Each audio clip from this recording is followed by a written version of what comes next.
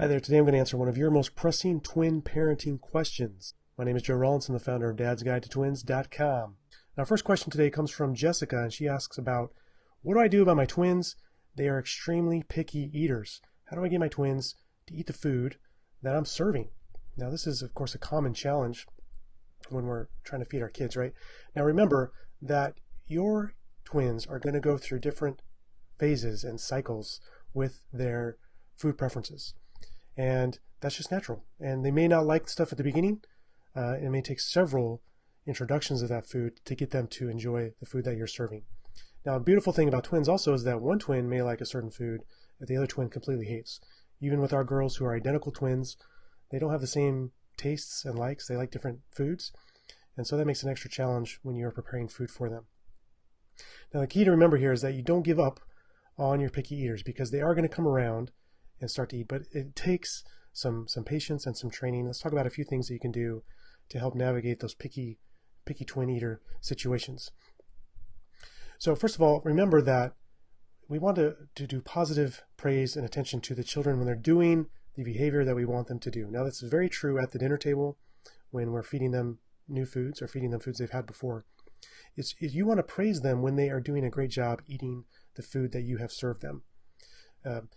If they're eating well, they're having good manners, make sure you acknowledge that with verbal praise or the other types of attention that your kids like, and they're going to continue to do that good behavior, which is amazing. Now, again, if one twin is eating properly and eating the food that you're serving, and the other twin is not, focus on the twin that is eating the food that has been served, give them positive attention, and the other twin is going to come around and want that same behavior.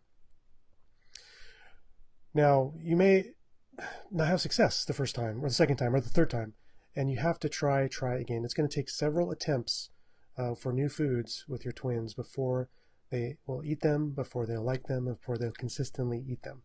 Now, when I say several times, we're talking 10 times, a dozen times. It could take quite a while, several introductions for them to try that new food. So don't give up after the first, third, or fourth time, because it may not be enough introductions. Now, if you give up too early, then you really limit your recipe options going forward, which is not a good thing.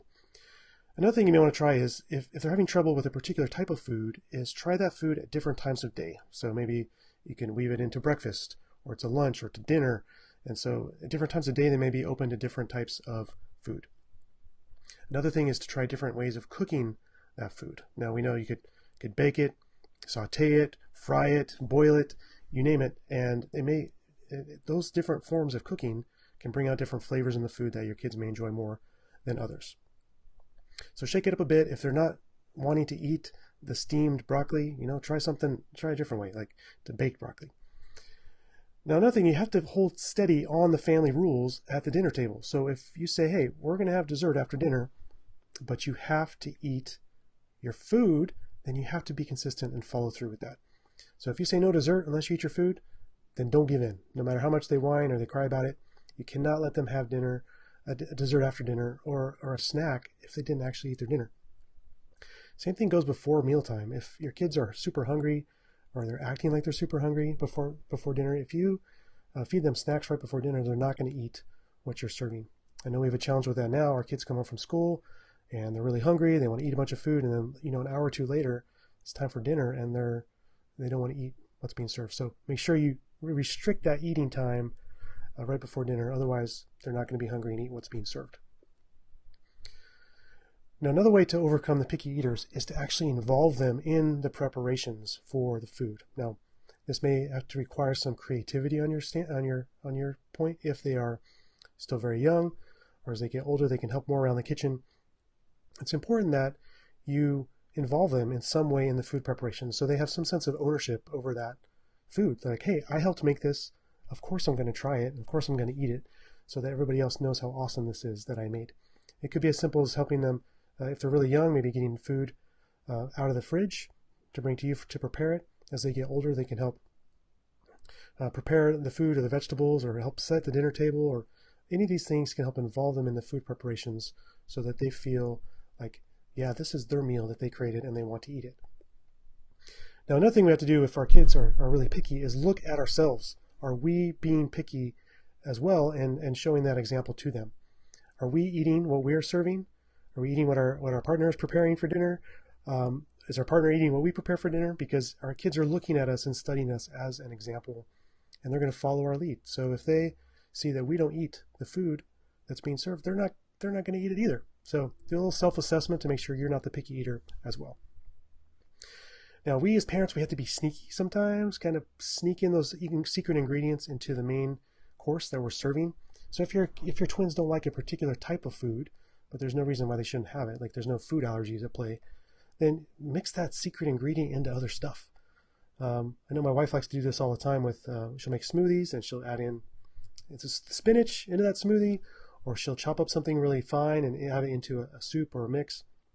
And the kids eat that stuff because they like everything else in the what is being served, and they're none the wiser.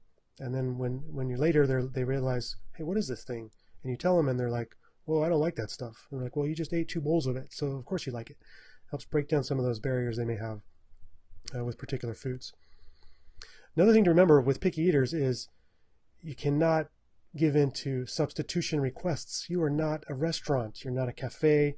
And so you can't say, hey, can I swap out this side dish with this other side dish? You don't want to have to cook 2 or 3 different meals every night.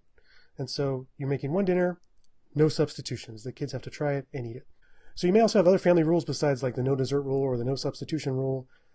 We like to say you have to have at least 2 bites to be polite. If there's a new food that's served, your kids need to try at least 2 bites of that thing before they can move on to something else.